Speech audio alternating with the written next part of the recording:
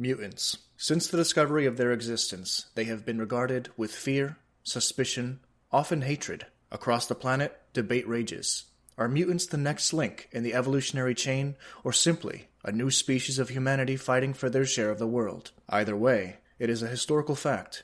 Sharing the world has never been humanity's defining attribute. But you know what is one of our defining attributes? Sharing this podcast with you. Welcome to Project Ecology, episode 79. We didn't line up the episode title with anything specific. I even looked up, mutants that were first created in the comics in 1979. And there are a couple, but none are in this movie, so it doesn't really line up anyway. Welcome to episode 79 of Project Ecology. My name is Dakota, and I am joined, as always, with Anthony. And honestly, if you swap the 7 and 9, it's 97, so I don't know if that helps at all. I don't think it helps me personally, but it might help those listeners out there. Guys, thanks so much for joining us here today. We're excited to talk X2, also known as X-Men United sometimes, also known as X-Men 2. It's a little bit confusing, but the actual name of the film is X2, although for whatever reason, when they were marketing it, they marketed it as X2 X-Men United. So that's not the official title, but that's I had to look this up before recording this. For the longest time, I thought X-Men United was part of the official title. I even mentioned it, X2 X-Men United, in the last episode that we recorded. Whatever. We're excited to talk about everything in that film as we lead up to Deadpool and Wolverine in a couple months. That's coming up pretty quick, and we have a lot of X-Men films to catch up on. We do. Anthony, how you been? What have you been up to this past week? I have been good, man. Obviously I watched X2 X-Men United. You're not wrong by saying it. It's honestly so many names. But I've also been playing, I've been playing a bunch of games. It's crazy. I'm kind of flip-flopping around different games. When the Fallout series came out, I was playing some of Fallout 76. I was also playing some of Fallout 4. And then, for some reason, I was on some Knights of the Old Republic kick. And so I decided to hop on Knights of the Old Republic 2. Because I've played the first one so many times. And so I've only played Knights of the Old Republic 2 once, a while ago. And so I was like, you know what? I want to hop back on it. The Knights of the Old Republic games are really, really good. There's a reason why there's such a big fandom of the Old Republic and why a lot of people want to see Old Republic in the Star Wars canon. Oh, for sure. Yeah, I think that it clearly opened the doors to so much of the wider Star Wars universe, and I think that resonated with so many people, even because, they're great games, and the storyline is great, and mash that all together in the Star Wars universe, you're going to get a cult following really quick. I would love to actually cover those games, even though it's not canon. The Knights there's just at least the first one, because the first one is the one that really took off and made it really popular. There's a following for the second one, but it's obviously not the stronger one of the two. But I enjoy it. I love the system. I love what they did, and honestly, the game that they created back then was essentially a Dungeons and Dragons version of Star Wars. You got to create your own character. You got to, pretty much control your attributes, your abilities, your skills. There's a whole system that honestly surprises me in hindsight, thinking back on it, Yeah, it's one of the standout RPGs in the Star Wars realm. It is a really surprising game. I am in the position where I've only played it a little bit. So I've only put 5 hours in. So it's not enough for me to cover the game. But in the future, I would definitely like to cover it because it's been remastered so many times and put on so many different consoles at this point. I got to pick it up at some point. Right. I think it's one of the games that Aspyr did right. Aspyr's kind of, there's a lot of praise and hate for that company. They do a lot of remasters and ports and stuff. They're the reason why you see Knights of the Old Republic on mobile devices, and honestly, kind of up to date and current. They're on PC and all that stuff. So I really do think that if you get the chance to, especially the first one, man, get through it. I honestly know that you would love it, dude. It's such a good game. I know that you're a fan of a really good RPG, and I know that you do like D&D, so honestly, the marriage of both of those systems it's really, really cool. I enjoyed it a lot. We're going to be talking about a couple RPGs today, guys, so bear with us. Going back a little bit, actually, let's stick with Knights of the Old Republic a little bit, because I do think it's in Disney's best interest to maybe not recanonize the games, but explore that period of time again, because people have been asking for it for a decade at this point. There has been no new content in that side of the lore for ages at this point. So we've gotten, what, like 20, 30, no, not 30, but like maybe like 20 High Republic books at this point, like, ranging between like mainline books, young adult novels, middle grade novels. There's so much content in that period of time now, and it's only been like a couple of years. I think they started releasing them in 2021, and they've knocked it out of the park for the most part. But people want something a little bit older, a little bit grittier, and I think it's only a matter of time, because we're getting the Dawn of the Jedi movie, which has taken us way back, way before Knights of the Old Republic. We're getting the Acolyte series, which is like the end of the High Republic. So we're dabbling in different areas of the like prequel setting, basically, like everything that came before the main saga. And I mean, dude, we haven't had anything with the Sith at the height of their power, dude. I think they're almost biding their time, like kind of building the world and the lore around the Old Republic before they really dive into it like full steam, because they've hinted at a couple things in some of the more recent books in regards to like Old Republic era Siths. Right. So, and it's going to happen eventually. They did make Revan canon, though. Yes, if I remember correctly. Yeah. And honestly, to tell you the truth, so recently I saw that the Knights of the Old Republic remake is still on the table. They keep saying that. They keep on saying that. But so honestly, to tell you the truth, if this does happen, the fact that Disney would allow a remake of this to occur, I think that they would make that canon. But I mean, it would be a remake, so obviously there's going to be a lot of changes from the original game. But I do believe that Disney would have their hand in it, and whatever is in that game, I feel like they would make it canon. That's a big if. Yeah. It actually finishes. Yeah, if it's realized. Like who knows if we're even going to see like Star Wars Eclipse at this point? Like I think that's vaporware at this point. But we'll see. Hey, this weekend. So on Friday, I'm going to go see the 25th anniversary of The Phantom Menace. Me too. I got tickets for Saturday. So, and I know that we're supposed to be getting like a sneak peek of the Acolyte during that. So yes, yeah. So I'm actually pretty excited. We'll talk about it next week then. I know that the Acolyte's been a little controversial. A lot of people are kind of like, but the thing is that it's covering a period that a lot of people, it's kind of gone over their head, because a lot of people aren't reading the Old Republic stuff, but there are people like you, and there's a lot of people who are fans of the books that's kind of catering to a little bit. So do you think that Acolyte is kind of trying to bring the non-book readers into the fold? That's a good question. I don't think that was the intention. I kind of hope that there are some book characters that will make their way into the new show, but whether or not that was like their end goal, I'm not really sure. But I do think that the more people read and enjoy this period of Star Wars, the better it will necessitate itself to be, basically, and I think more people will just enjoy it pretty much all around. Speaking of, it being the 25th anniversary of The Phantom Menace, and also May 4th is going to be this weekend.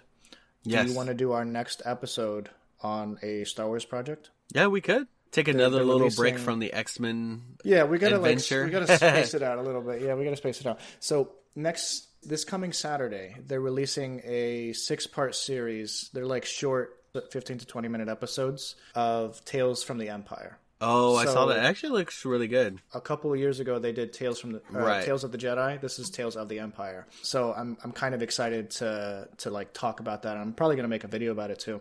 So it might just be good to like, jump into it, especially considering in the spirit of the season, my dude. Yes. In the spirit of the Force. In the spirit of the Force. So yeah, I'm going to go see that on Friday, and then on Saturday. So this is all of as of recording. So it's May 1st as of recording. So, on Friday, which is going to be May 3rd, I'm going to go see the 25th anniversary.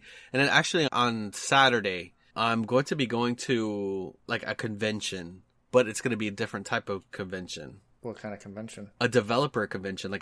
This is gonna be like something completely different to me. Like, it's gonna be like software developers, just like kind of like some like real deep nerd stuff, like, you know, technology stuff. So I'm really like I'm really hoping to kind of get out there, and I want to network and kind of like pick the brain of people who are actually like in the industry that I'm hoping to eventually break into. But I think that will be interesting. I know, like, I go to Comic-Cons all the time. It's like my thing. But I think it's really cool to go to this convention, and it's free. So I'm like, dude, why not? And they're offering like breakfast and lunch. I'm like, dude, breakfast and lunch and a nerd like convention that I can network with people with, you know. And did you have to buy tickets? No, it's free. It was free. Oh. But I mean, they did have tickets, so you have to kind of get tickets, but they're free tickets, you know. Oh, okay, you just got to reserve them. Right. So I think that it's awesome, like for the sake of space. So I'm like, are you like more interested in like developing apps or websites, or just getting into that? So my foothold is web development. You know, like what I'm trying to get into. It seems like the friendliest point of entry, but eventually I would love to be able to develop apps. Honestly, dude. So I have this app and I know that we're just like talking a tangent, but you know what, dude? This is the podcast. This is what we are. Welcome to Project Ecology. Welcome to Project Ecology. But dude, something that I would love to do eventually, and it'd be like a little small snippet, but I was reading an article and they're like, you know, build your resume within like a small little like 2D video game. And I'm like, dude, like that would be freaking amazing. Could you imagine like doing like a little 2D, you know, it's like a Stardew Valley-esque, but like maybe not even a quarter of the scale, like, you know, 1% of the scale. And like, you know, you have like, you can move like a little character and like, you click on something on the table and it's like, oh, your resume is on the table, open it up. And then like, it opens up your resume. Dude, wouldn't that be awesome? Like, could you imagine I send this out to people and like, hey, look, this is my resume. You could do it this way, or you can just look at it, you know, the traditional way. Wouldn't that be sick? That would be pretty cool. You know, like going into your local grocery store. Hey, I'd like to apply for a job. I want to be at that cashier right there. I'm going to hand you this. What's the best email for you? What's the best email? Oh my gosh. No, this would definitely be for like a developer job. This would not be like if I was trying to work at Publix. That'd be crazy. But like, hey, go to this website. They're like, they tell you to upload your resume and you just put like one link on there. But I promise it's nothing sketchy. But yeah, I mean, honestly, like enough about me. Oh, and I've also been playing the Yakuza games. I got them all on sale for like, dude, it was like $40 for Yakuza 0 through 6. And I was like, when do you find time to sleep? Never. Well, so honestly, to tell you the truth, like where you might watch a show, that's where I'm playing video games, you know? Oh, okay. Yeah. So the amount of time I would devote to that is. Yeah. Right. That's why I don't watch much unless it's like maybe on break at work or like in the evening when I'm settling down and not playing games. But yeah, no, the Yakuza games are like really cool, man. Like the first 7, like 0 through 6 are kind of like beat 'em ups, and then like the newer ones are like turn-based games. It's crazy. But cool. Yeah, man, enough about me and my rambling and the things that I'm up to. We're 17 minutes in as of recording. Probably not. By the time we're done editing, it's probably not going to be 17 minutes, but what have you been up to? Like, you know, you got any projects on the horizon? Oh, I know that you got let go, but you kind of got like a new position lined up. So, yeah, I was at work yesterday as of recording. So we're recording today, Wednesday. I got laid off around lunchtime yesterday. It's crazy. Like you're working until lunch and then you get laid off. I kind of expected it. Really? Yeah, and I kind of wanted it for a long time just because I was really tired of that company. So I'm a union electrician in the New York area. So what happens when you get laid off in this particular union is you basically like put your employment information right back into the pool, and you are then put on a list of people to be called back out to work. So sometimes, like, I got my first layoff was crazy. I got laid off in the slow season, which is like December, January. So I got laid off December of 2019, and I was out for 3 months, and then COVID happened. So is there any for, like, 6 coverage months like total. monetary wise when you're let go, like when you're in a union, or you're So like? I mean, I can collect unemployment if that's what you're asking. Okay, so it would be unemployment. Like you wouldn't be getting. Yeah. Okay. I could take out of my, like, we have several like funds that like are are paid into. Oh, okay. But anyway, I could do that. It's taxed pretty heavily. But Oof. I just in that instance I would just do unemployment. And unemployment during COVID was like the best thing ever. I think I was making like like almost $1,000 a month. So yeah, it was crazy. It was absolutely insane.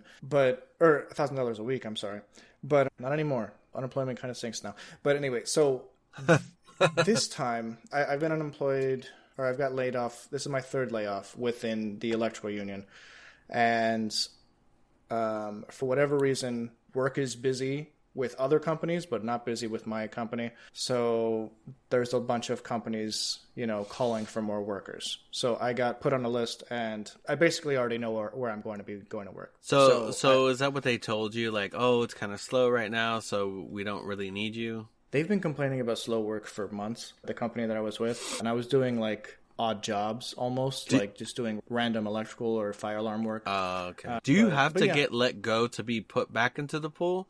Or can you say, like, hey, I'm not really, like, into this job. Can you guys find me another?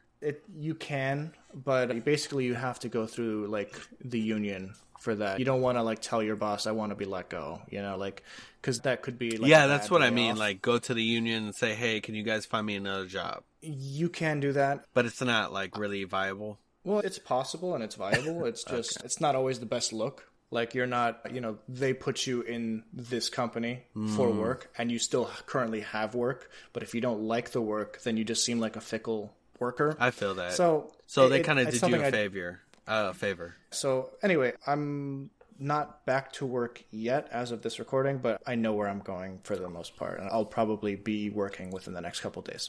Oh, okay. So as far as projects go, I'm at a weird impasse where, like, I'm no longer doing MonsterVerse timeline stuff. It's a little too early to start my, like, Avatar The Last Airbender timeline project, and there's no Marvel stuff going on, so no Marvel stuff until Deadpool, and then it's a much needed break, honestly. Yeah, and then we have, like, some Star Wars stuff coming out next month, which I'm thinking maybe I want to start doing Star Wars content, or maybe I want to do a quick Fallout video. I'm not really sure where I'm at right now, but so I'm thinking I have options, but yeah. So Geek Critique will return shortly. I have been playing Fallout 4. I mentioned that I was downloading it, or I wanted to download it in our last video. No, you were. Like, you were showing me the download. Yeah, that's cool. That's right, yeah. So I think I have like 7 to 10 hours in so far. I'm just, plugging away whenever I get the opportunity. That's actually a good bit of time. Like, I mean, I'm dying a lot. It's kind of, it's very difficult. It's tough. It's tough. Have you? I think it's clearly a PC game.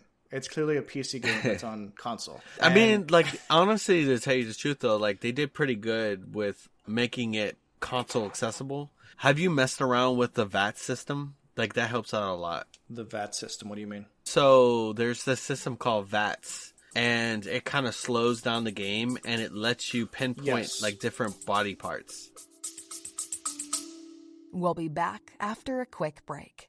I hate talking. Do you love talking about any topic and are never frustrated during conversations? Then I Hate Talking is not a podcast for you. But if there are topics that you avoid, then listen to I Hate Talking. Do you know the definition of every word others use? I Hate Talking is not a podcast for you. But if you are curious about the definition and historical usage of words, then listen to I Hate Talking. Do you know about current events and other random topics? Then I Hate Talking is not a podcast for you. But if you enjoy conversations on a variety of topics, then listen to I Hate Talking. Listen to I Hate Talking wherever you get your podcasts. Episodes drop every Thursday. Listen, like, and follow I Hate Talking today. Yeah.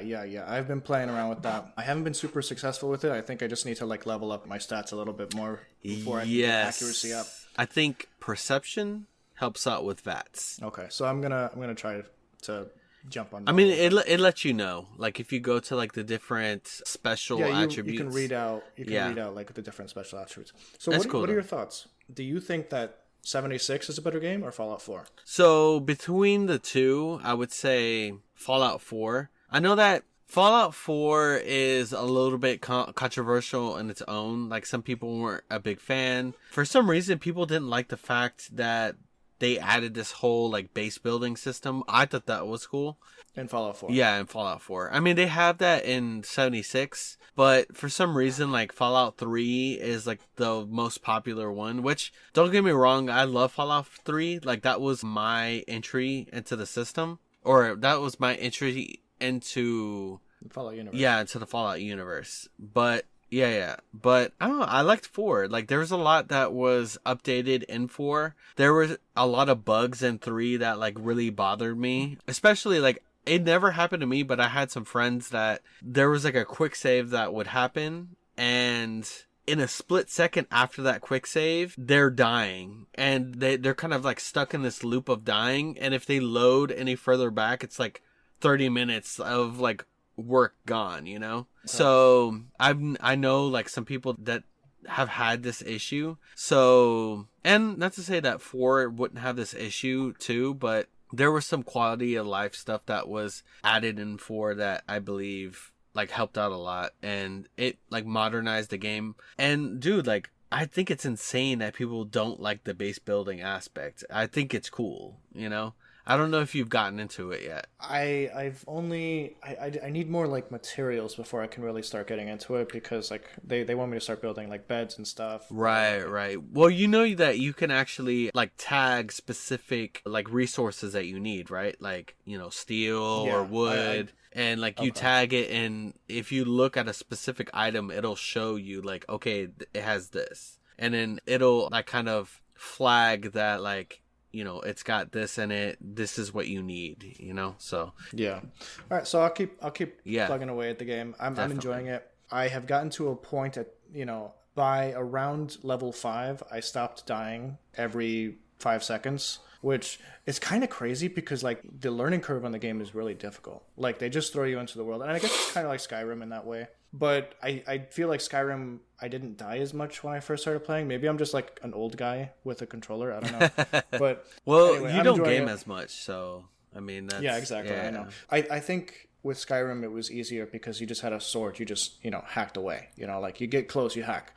With Fallout, you're looking to, like, get headshots. Right. You know, but, like, I mean, either 6 shots in the body or. Do you see, like, how it's, like, a very similar parallel between the two games? Like, it's the same. It's like the same engine. It really right. is. Like, the system is very similar, but, like, one is, like, this, like, fantasy land, and then the other one's, like, this post-apocalyptic wasteland sci-fi. Yeah. It's so crazy because, like, it's like, it's the same company. Like, it's, like, the same game, but the premise is so different. And I mean, honestly, it works. Like, it's like they've got their hands in, like, the fantasy fans and, like, the sci-fi fans, and it's like they won over everyone, you know? So yeah, it's cool. I also started playing AFK Journey. It's just like how a is gacha that? game. I'm a couple hours into it, and it's actually kind of fun so far. Like, the story's not terrible. Like, it's actually, like, a decent story. Dude, you love your freaking gacha games, dude. I do.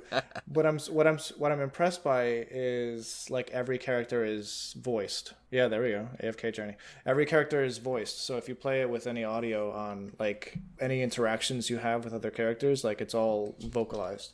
Speaking of RPGs, while we're on the topic, there's a rumor going around, I think it was, like, first reported by a site called the Diz Insider, like Disney Insider, that a Kingdom Hearts film is in the works. There's no information about, like, Kingdom Hearts who is making it, what medium it's going to be in. We don't know if it's live action. We don't know if it's animated. That's what I was going to ask, if it was going to be. Oh, dude. I don't know if I like the idea. I'm kind of, like, I'm torn. I don't even want it to be a movie. I feel like the games are built in a way that, you know, every little world is meant to be episodic, you know? Like, you go to Wonderland and you can spend an entire episode there. You go to Deep Jungle with Tarzan, you could spend 2 episodes there, you know? Like, it feels better fit for like a TV, like an animated TV series. The game, oh yeah.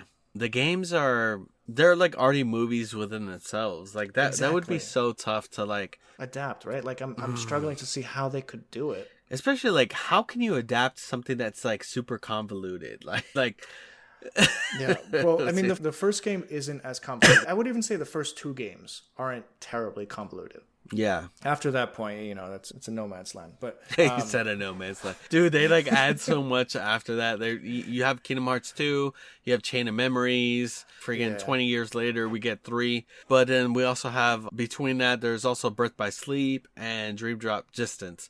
Birth by Sleep was really good though. I really enjoyed that. 358 by 2 or something like that. Oh yes, yes. That. There's so many games, dude. So and many they've all been like games. re-released. They've all been re-released with like Final Cut plus X. You know, and they've added them into like collections. There was and stuff. There was a mobile game called like Key.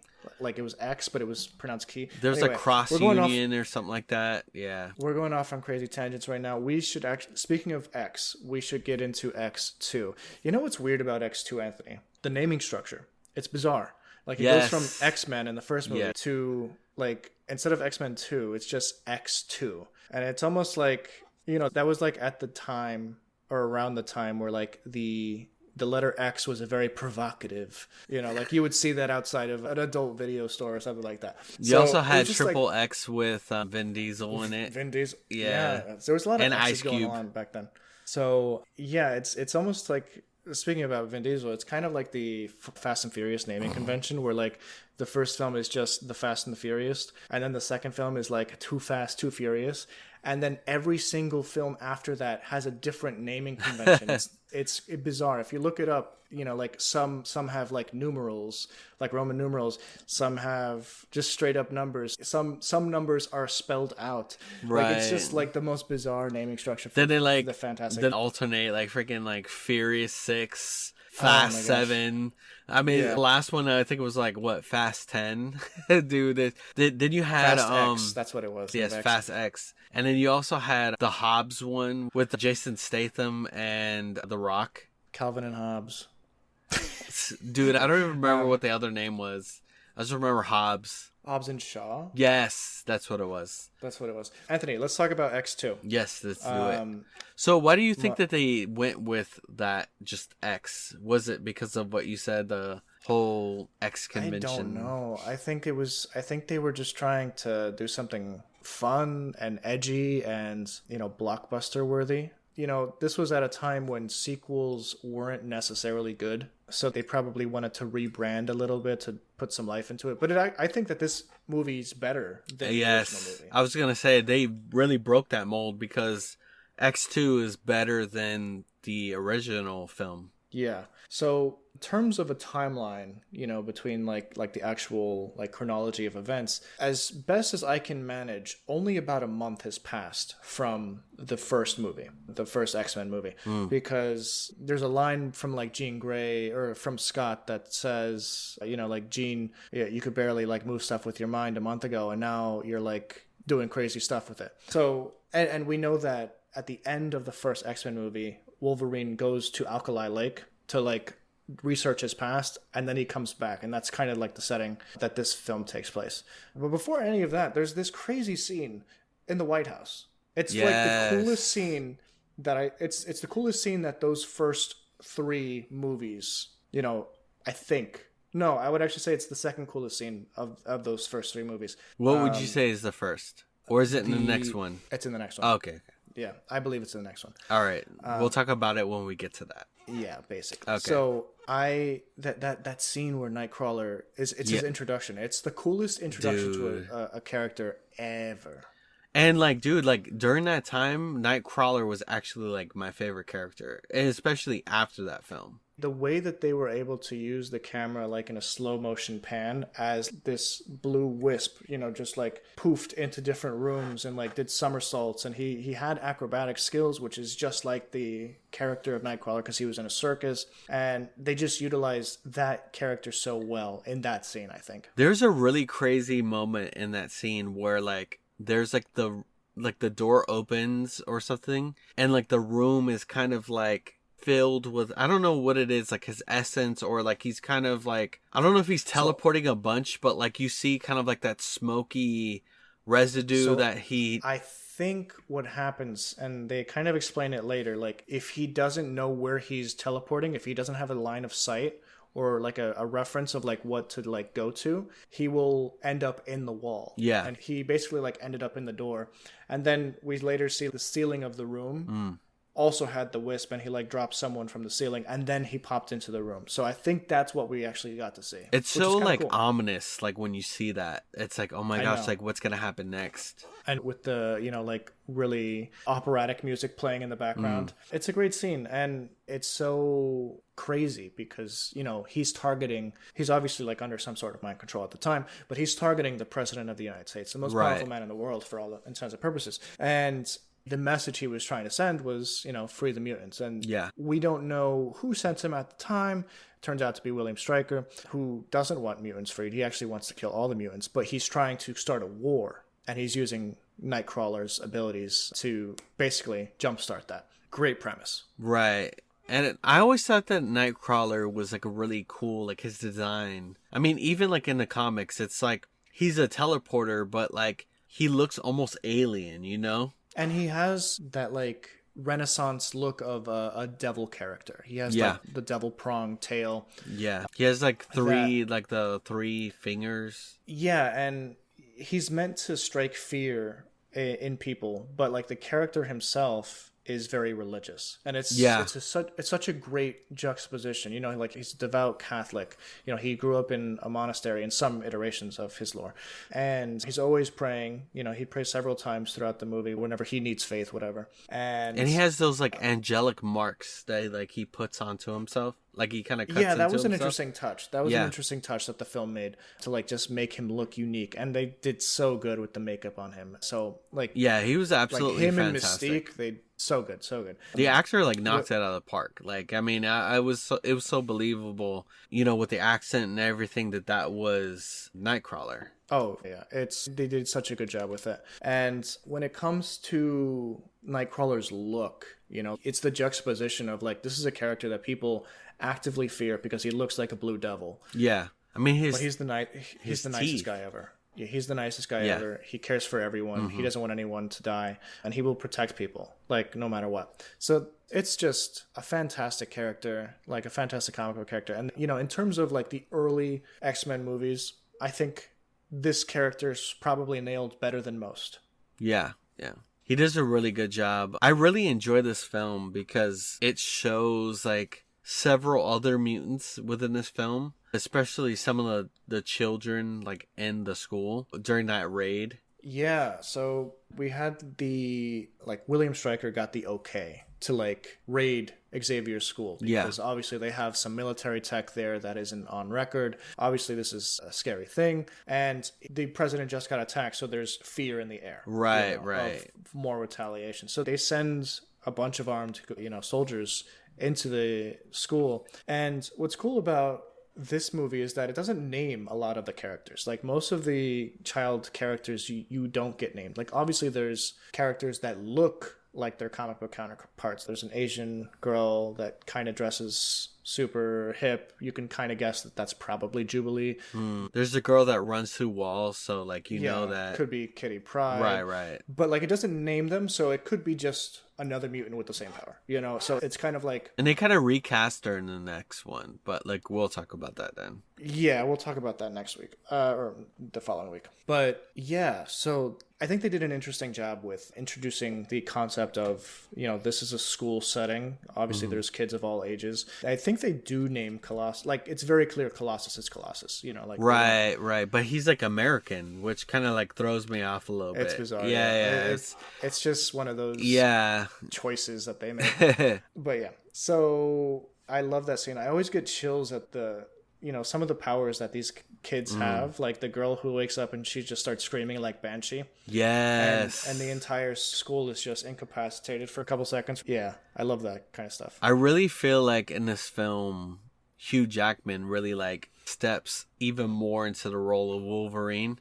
I love the moments that he has like in this film, like during that moment during the raid where like he just goes into like full on Wolverine mode, just taking out these. Oh yeah, he's at war. He's at war. Yeah. I do love the lingering mystery of, you know, like, who is Wolverine? Where did he come from? Right. Why does he have the adamantium? And the use of the character William Stryker as a villain to centralize the plot as this like evil mastermind genius guy who hates mutants and, you know, will use his own mutant son to like control and destroy other mutants. Right. It's believable, and, you know, like, you feel like the actor is fantastic. I think his name Brian Cox is fantastic. And we find out that his son was like at one time a student of Xavier. And what I like about that is there's clear history to the world. You know? Right. Stryker definitely has had some experience with Xavier. Yeah. Just as much as he's had experience with, you know, Wolverine. You know, he knows who he is. Yeah. And the son, it's hard to say how old the son is because he's like a vegetable and, you know, he's kind of been sitting in a chair forever. He kind of looks like he's in his maybe 40s, but you can't tell because he's obviously not taken care of like really all that well. Oh yeah, he's entirely. He's like kind of like in a catatonic state. Yes. Like, he seems fully paralyzed except for like his eyes almost. Yeah, it's such an interesting dynamic, and also like a creepy dynamic. Like, there's a couple like moments in this movie that are really creepy with the son Jason. Yeah. You know, like, dude, like, why did he choose to be like a little girl and like this vision of? It was very interesting. Like, maybe because it was very like Resident Evil. You know, like Resident Evil came out I think a year or two before, or like maybe a blend of Resident Evil and Silent Hill. Okay, yeah.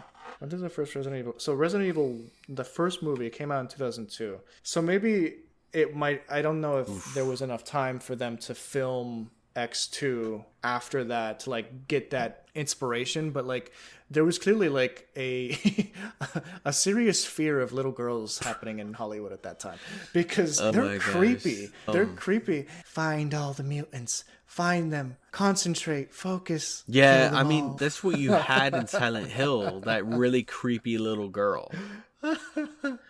I forgot what her name was though, but yeah, no, you're right. Like during that time, they were really leaning in on that. I don't know if that's when if the Fear games were coming out. There's like this game called First Encounter Assault Recon, and it's like a supernatural kind of thing, and it has a very Ring type character in it.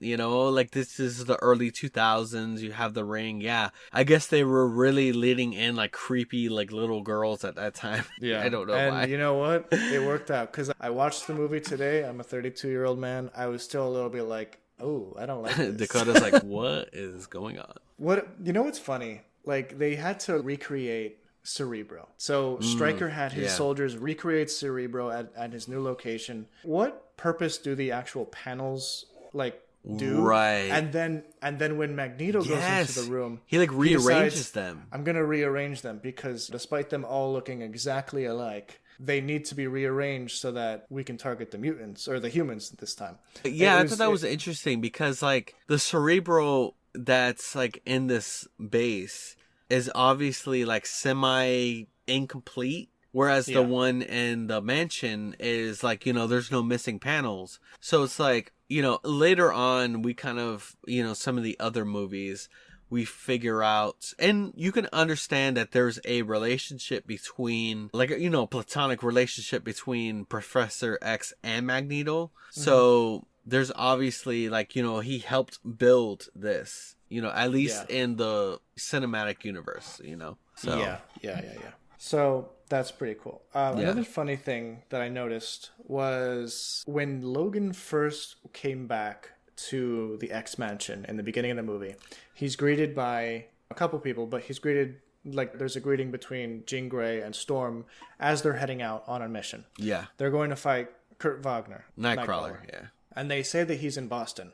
But, like, at that point in the movie, he hadn't stopped moving around the world. So, like, after that point, Wolverine goes into Cerebro with Professor X, and he sees the line moving across the states of Nightcrawler. So, like, how did he know that he was going to land in Boston? I think it was just like a weird editing error. But, like, yeah, I don't think I don't think they were supposed to know at that point that he was going to end up in Boston. I always thought that it was weird with Cerebro. Maybe it's explained a little bit more in the comics, but, like, I always thought that Cerebro was something that only Professor X and maybe Jean Grey could see. But obviously, it's almost like a screen that anybody else can see. And, like, Professor X is, like, projecting that on this, like, screen around them. Like, I have to do a little research, actually, because I'm not sure if that's necessarily true to the comics or something that they introduced for the movies. You get what I mean? Like, yeah, you would think that somebody that, you know, it's all, like, you know, he's all about, you know, kind of,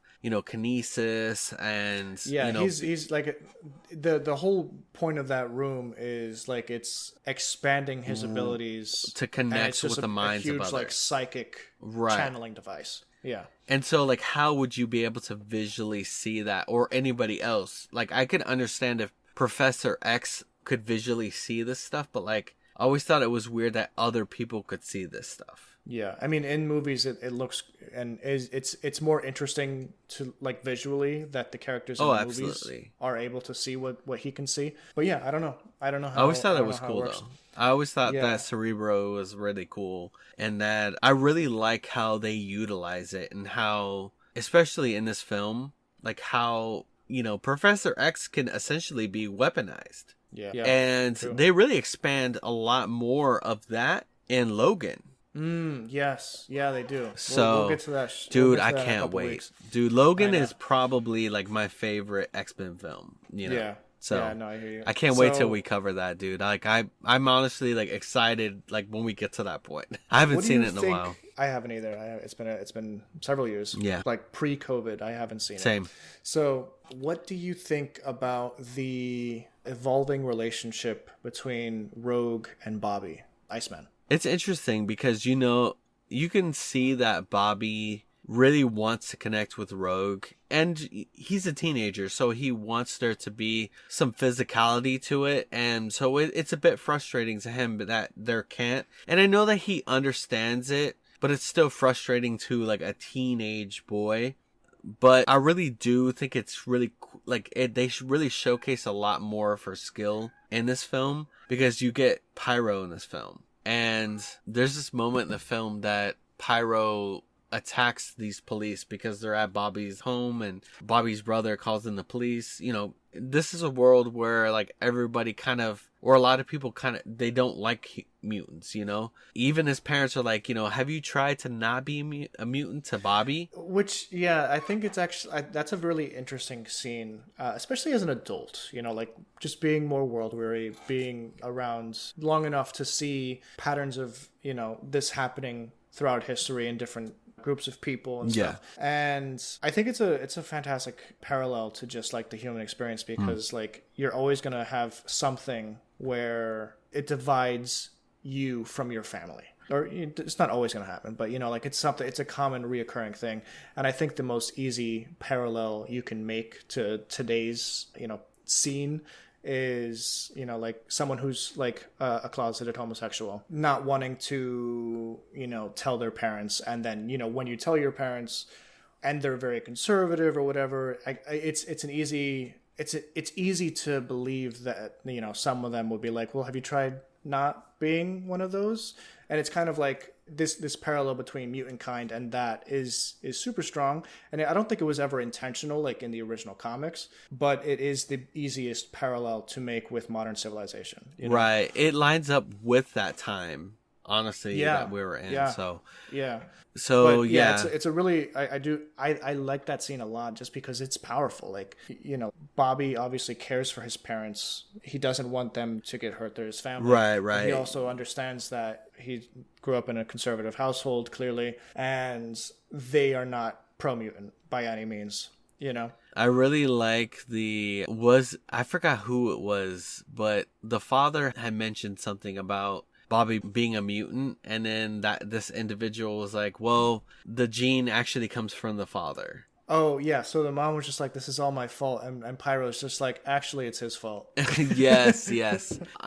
So there's that moment where Pyro, he attacks the police. You know, he's clearly a hothead. Right, Throughout the entire movie, there's several moments where he's got like a burning anger in him towards others. Right. So if you were like a fan of the comics, so you kind of know that like Pyro eventually at some point is one of the Brotherhood of Mutants. And so like you kind of get a glimpse of this, but I like that moment where he's attacking the police and then Rogue steals his power to kind of clear out the fire. And you know, Rogue, like honestly, like dude, she's OP. Rogue is super OP. Oh my gosh. Yeah, so she's one of the most OP characters, just period. So like in the comics and the animated series, she at some point Captain Marvel, or you know, Carol Danvers, into a coma and basically stole her powers forever. Or like she just has the ability to like fly and have super strength and, you know, do certain things that Carol Danvers is known for doing. And in the comics and in the animated series, that's just a constant fact.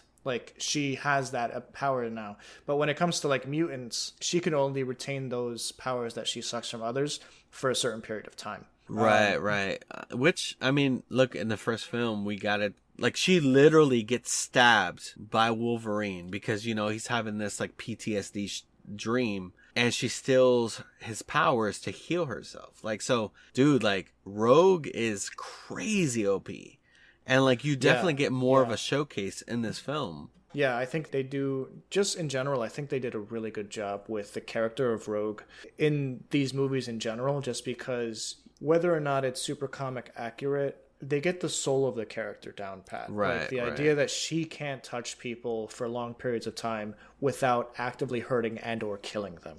So, but, like, the utilization of other people's powers is so pivotal to her mutant ability. It's not just like draining life force, it's draining like other people's powers. So like, yeah, like you mentioned, like she put out the fires. That's a really cool scene. Right. There's a brief scene where like she kisses Bobby and like she like blows out like cold air. You know, like, so she is one of the characters that I feel like has been adapted best by these movies. She did a really good job. And this film really also showcases that the people in charge of these movies are really good with casting. Like, they double down on these characters, and then, you know, they add in these other characters like, you know, William Stryker.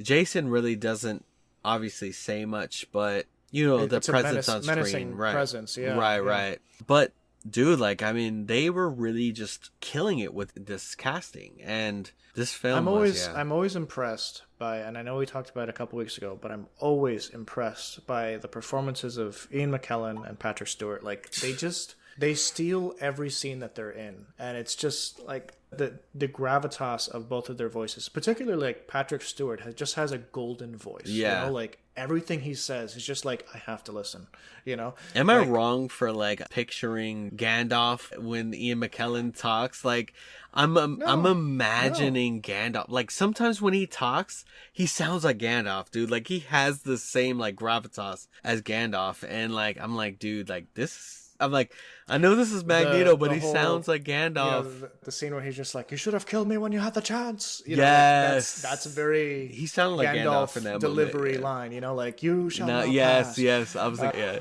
you shall not pass, dude. Ian McKellen and Patrick Stewart were like the best castings of this film. But then you also have Hugh Jackman. That he took a character that is, you know, stout and stocky, obviously shorter than him, obviously more ripped than him. But like, he made it his own. But dude, he like embodied it. He embodied it. Like, he made it his own, but he obviously took care to keep the mannerisms, like the animalistic nature of Wolverine, the attitude of Wolverine. Hugh Jackman this is why, like, I know people are super stoked that he's going to be in this new film. Yeah, the new Deadpool. Honestly, I'm probably going to scream when he shows up. I will fangirl scream when he shows up. I'm gonna be like, oh my god, that's my boy! I'm gonna be in the opening night screener, and, you know, like, as soon as Hugh Jackman shows up, oh my god, they brought him back? I didn't know he was gonna be in this movie! It's like, that you just, like, scream at the top of your lungs, and they're like, yeah, I agree with her, but it's really a man that was screaming back there. What do you think about Mystique? You know, I feel like the actress, she really adds this, like, you know, Mystique in these films she's like very mysterious, you know, like it very like she adds to the name, and I feel like the actress really like plays well to that. She has this like flirtatious nature, but also this very deceptive nature, and I feel like the actress really like plays up to that role really well. Like I've honestly, I think that Mystique was really, I think she was casted well. I think that the actress, like, she nailed the part down. You know, Mystique is very like, you know, she likes to mess around, but she's also, you know, she can be very like indifferent also, you know, very cold. Yeah, and there's a clear, at a certain point in this movie, she pretends to be Jean Grey to entice Logan. Right. She clearly desires him for whatever, you know, like either sexually or just, you know, just okay. Maybe she loves him. I don't know. I was gonna ask, like, what do you think about? Do you think that she was just messing with him, or if she actually like wants to be with him, or she just wants to fulfill a physical desire with him? I think in that moment, you know, I think it's a bunch of things. Like, he was let down by Jean Grey earlier in that scene, like the actual Jean Grey, and I think she had like some desire to please, you know, to like people please him, right? You know, like, let me fulfill that fantasy for you. But also, I think it was a physical desire on her part. But yeah, I thought it was interesting that she could not hide the scars unless she left it like that on purpose. It didn't seem like it was on purpose. Like, she said some scars are hard to hide, but like maybe there was true. something. Maybe there was something there, you know, or maybe adamantium was something that, you know, like she couldn't heal properly, you know.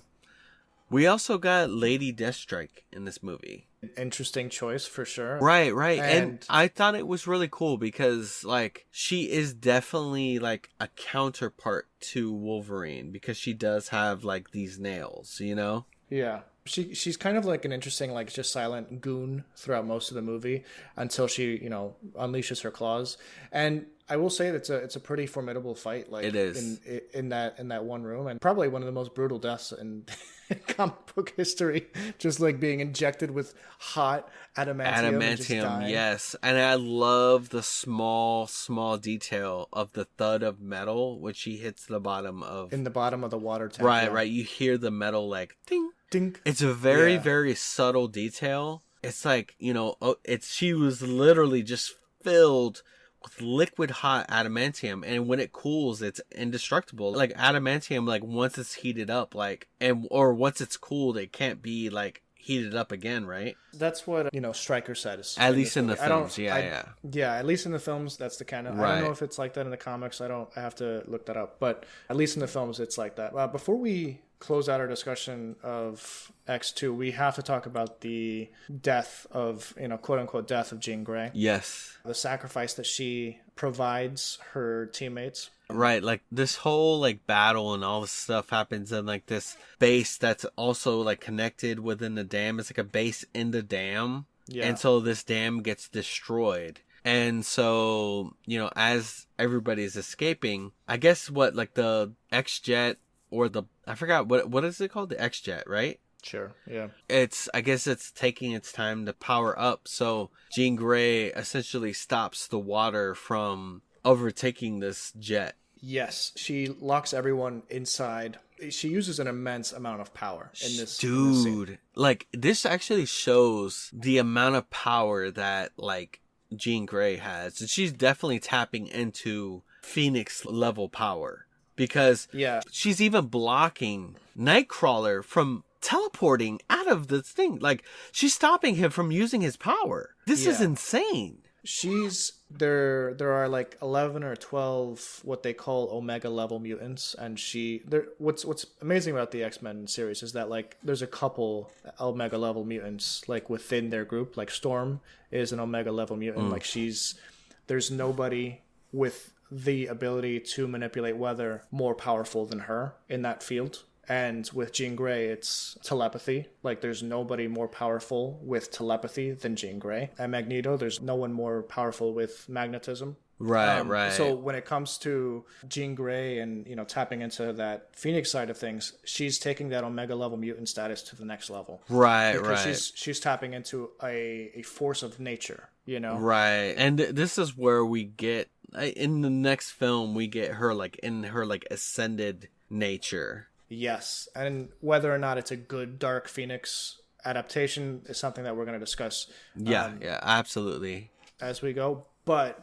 what I do love about how they ended her character, even though, you know, she sacrifices her life supposedly and, you know, everyone's upset, they mourn her briefly, and then, you know, Professor X kind of like looks out the window knowingly, like he feels someone's presence clearly. Yeah. And then you get a look at the lake, and you start getting like an overhead look at the lake, and then in the reflection of the lake you start to see like the shape of a phoenix. Yes. Like the like her fire emblem symbol, which as a kid I still remember that feeling in the movie theater. I remember like, oh my God, you know, like just like pure ecstasy for like my little, you know, I was probably like 11 at that time. I remember seeing all of these films, but dude, I can picture it too. And I think, there have been post-credit scenes in the past, but this wasn't a post-credit scene, but it was a tease at the very end of the movie. And I think this was the first one that Marvel did that specifically, you know, hinted towards the next film.